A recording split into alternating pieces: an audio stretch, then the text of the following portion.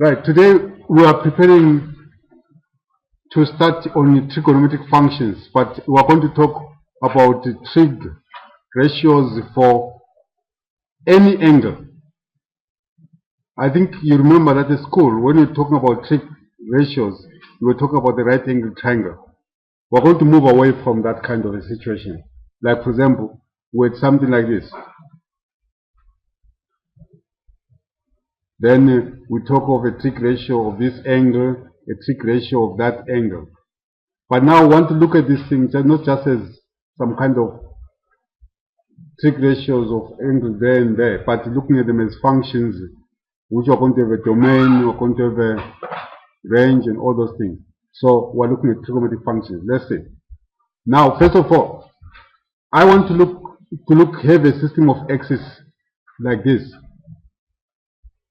And now try to mimic this thing into a situation like this and see how we can define trigonometric ratio for any angle, even more than 180 degrees. Like, for example,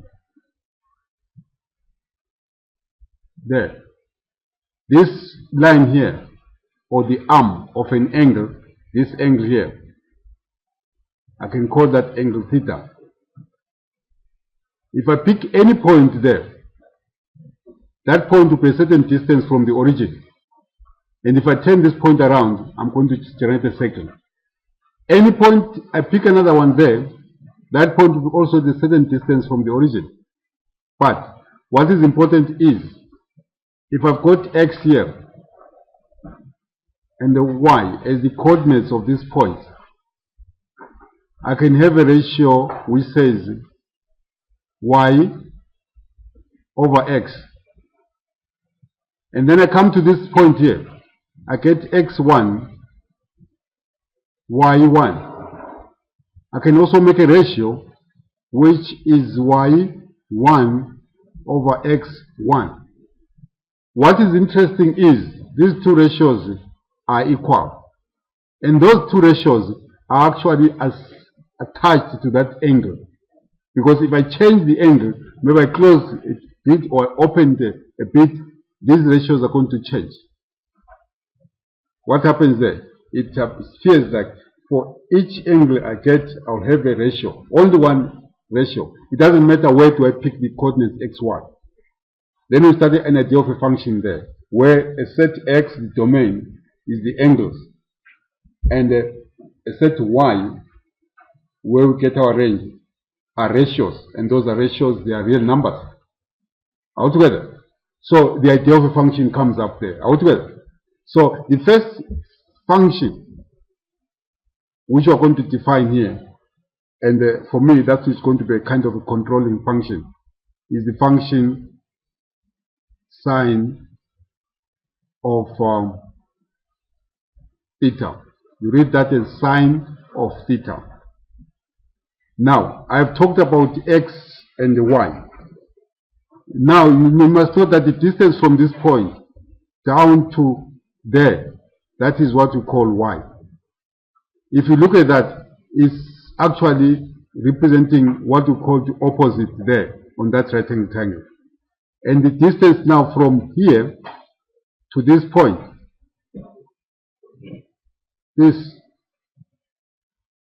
that is our x. What we would say is the side which is adjacent to this angle. And now, the distance here, I'll call that r. That is what at school we call the hypotenuse. All together? Okay. So now, if it's hypotenuse, we know Pythagoras.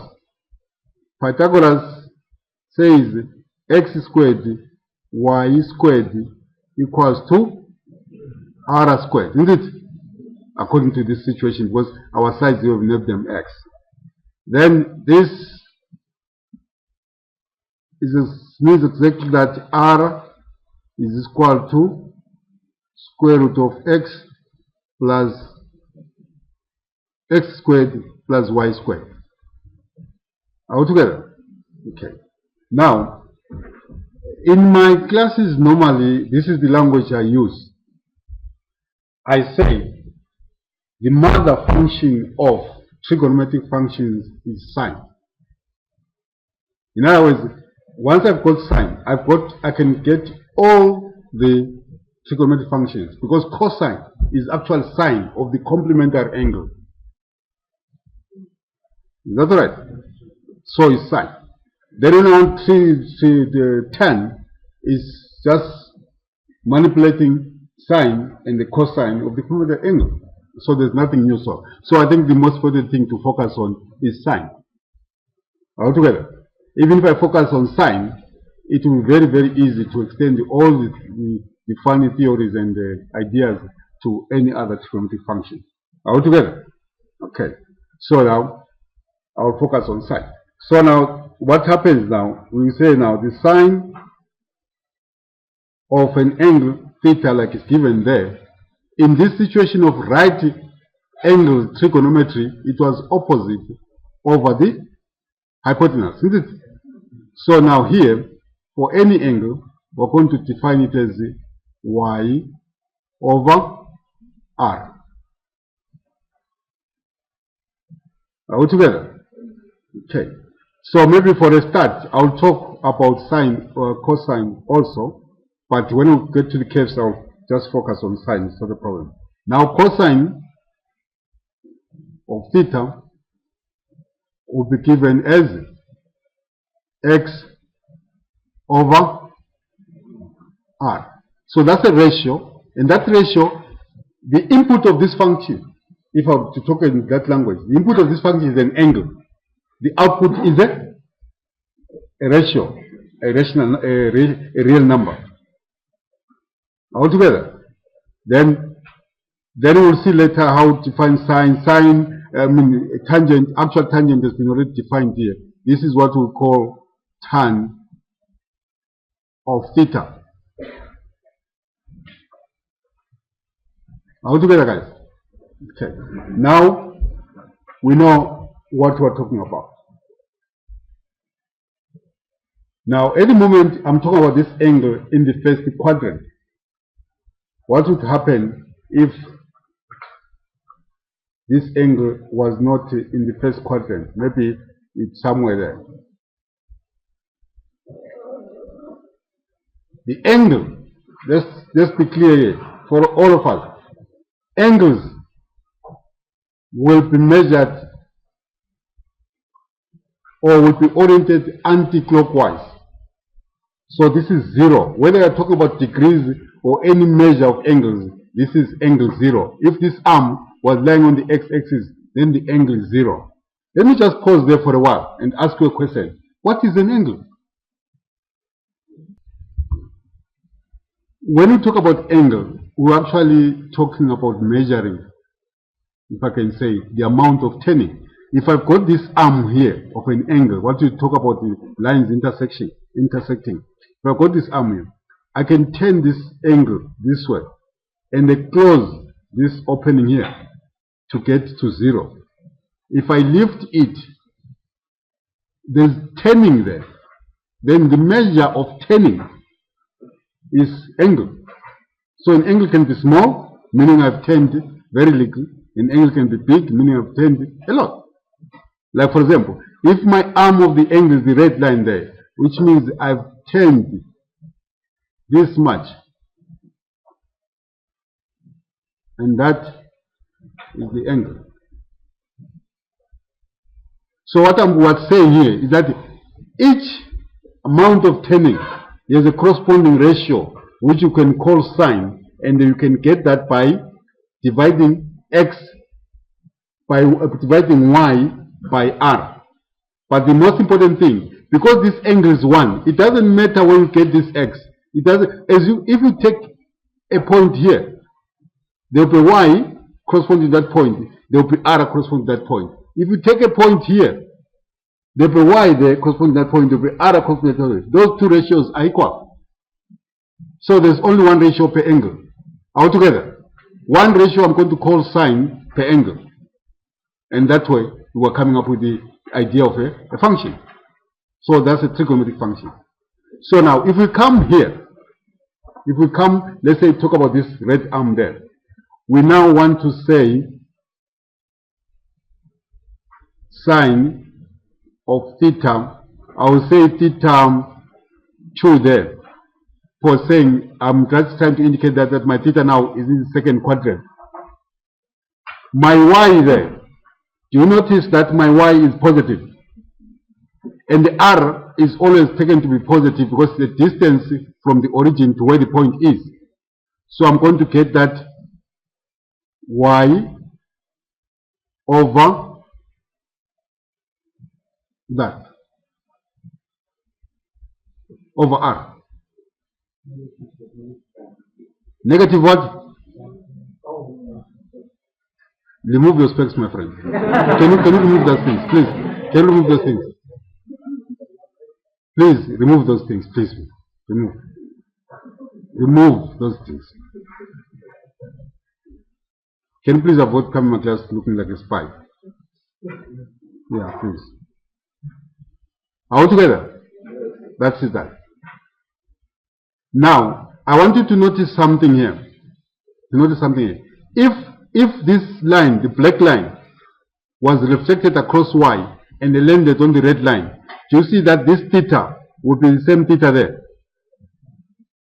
All together? Do you see that? Okay.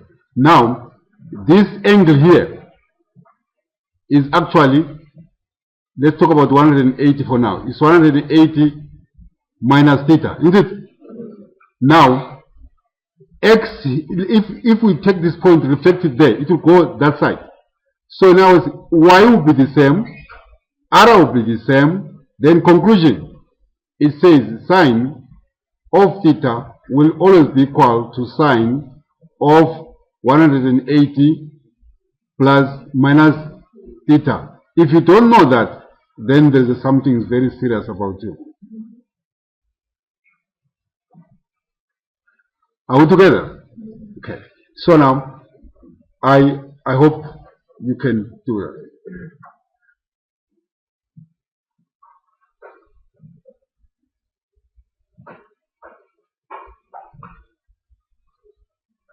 Can we move? Sorry? Okay. Now, let's go to the third quadrant. I want to come to the third quadrant. I'm going to take advantage of this line and say, let's say I've got an angle there. And what I'm going to try to do is that this green line extends into the black line going that way. If you look at this theta and look at this angle, you will see that this angle here is theta. Why? Vertical opposite angle. They are equal.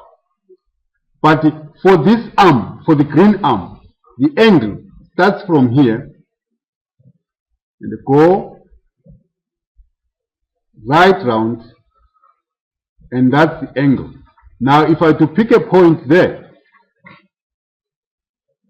x, y, even if I choose this same point to be reflected across the x-axis, the y-axis come this side, and then reflected across the x-axis and come this side, the absolute value of y would be the same. What would be the difference of y here and there? It will be the sine. Which means at this stage, if I want to define my sine, I'm talking about the second. This was in the second quadrant. In the second quadrant, now I'm in the third quadrant. If I were to define sine there of theta in the third quadrant, when I'm talking about theta there, putting 3 there, I'm talking about the angle which I marked by the green arc there. All together. So that would be equals to y over r. Isn't it? But you must notice something there. These two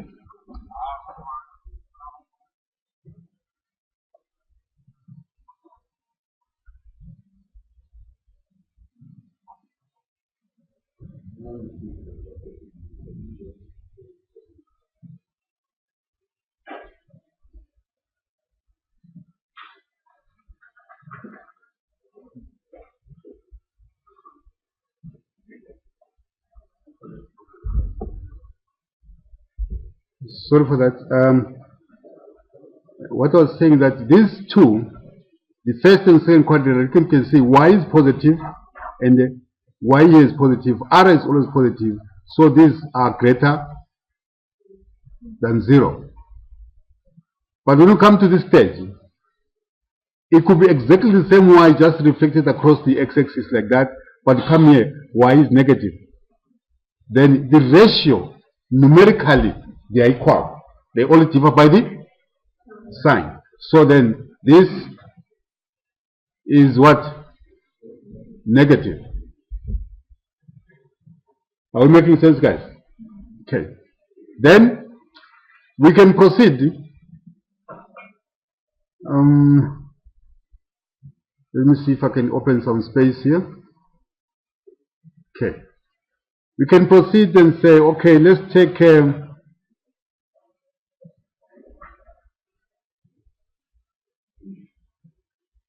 an angle there.